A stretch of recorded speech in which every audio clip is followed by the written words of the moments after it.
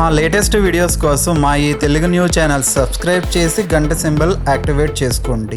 కార్తీక పురాణం 25వ అధ్యాయం. ఈరోజు ఈ కథను వింటే చాలు విష్ణుమూర్తి అనుగ్రహంతో కుబేరులు అవుతారు.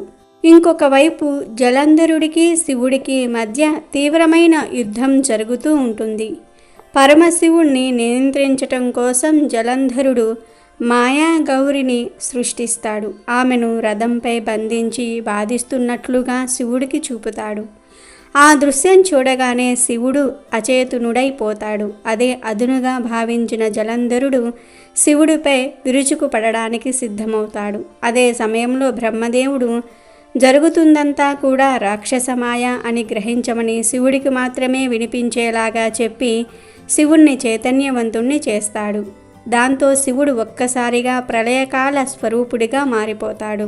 మహోగ్రమైన ఆ రూపాన్ని చూడలేక అసురులంతా తలో దిక్కుకు పారిపోవటం మొదలు పెడతారు. తన సైన్యం చల్లా చెదురు కావటం చూసిన జలంధరుడు పరమశివుడిపైకి దూసుకు వస్తాడు. ఇద్దరి మధ్య భీకరమైన పోరాటం జరుగుతూ ఉంటుంది. జలంధరుడు పన్నుతున్న మాయోపాయాలను క్షణాలలో శివుడు నిర్వీర్యం చేస్తూ ఉంటాడు. శివుడికి సహకరించబోయిన నందీశ్వరుడు జలంధరుడి ధాటికి తట్టుకోలేకపోతాడు. అది చూసిన శివుడు ఇక ఆలస్యం చేయటంలో అర్థం లేదని భావించి సుదర్శన చక్రం జలంధరుడి శిరస్సును ఖండించి వేస్తుంది. ఆయన శరీరంలోని తేజస్సు శివుడిలో కలిసిపోతుంది. జలంధరుడు చనిపోవటంతో దానవులంతా అక్కడి నుంచి పారిపోగా దేవతలంతా శివుణ్ణి కీర్తిస్తారు.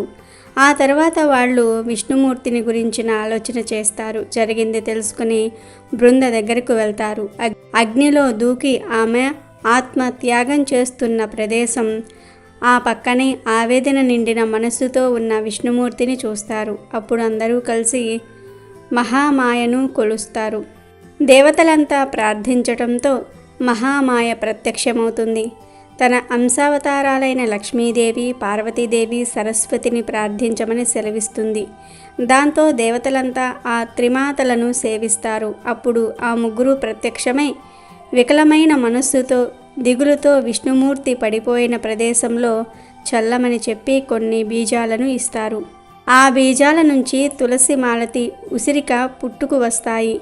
అప్పుడు దిగులు పోయి ఈ లోకంలోనికి వచ్చిన విష్ణుమూర్తి ముందుగా తులసిని చూసి మురిసిపోతాడు.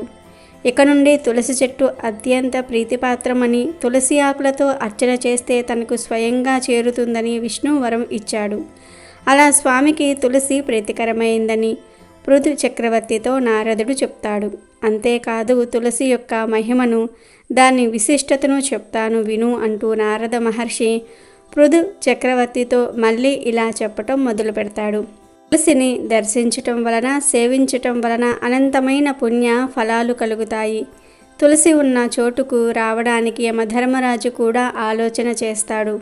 గంగా స్నానం, నర్మదా దర్శనము, తులసి సేవనము సమానమైన ఫలితాలను ఇస్తాయని పురాణాలు చెప్తూ ఉన్నాయి.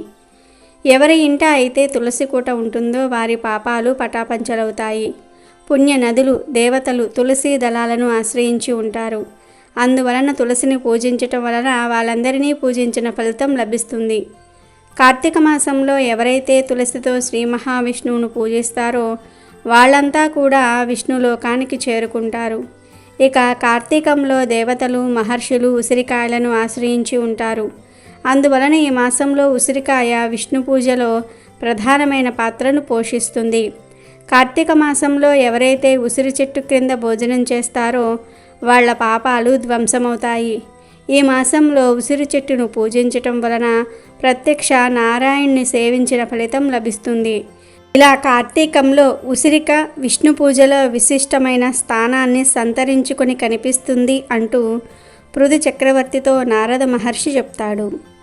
ఇట్లు స్కాంద పురాణాంతర్గత వశిష్ఠ ప్రోక్త కార్తీక మహత్యమందలి 25వ అధ్యాయము 25వ రోజు పారాయణము సమాప్తము. వీడియో నచ్చితే లైక్ చేయండి, షేర్ చేయండి, బట్ సబ్స్క్రైబ్ చేసుకోవడం మర్చిపోవద్దు.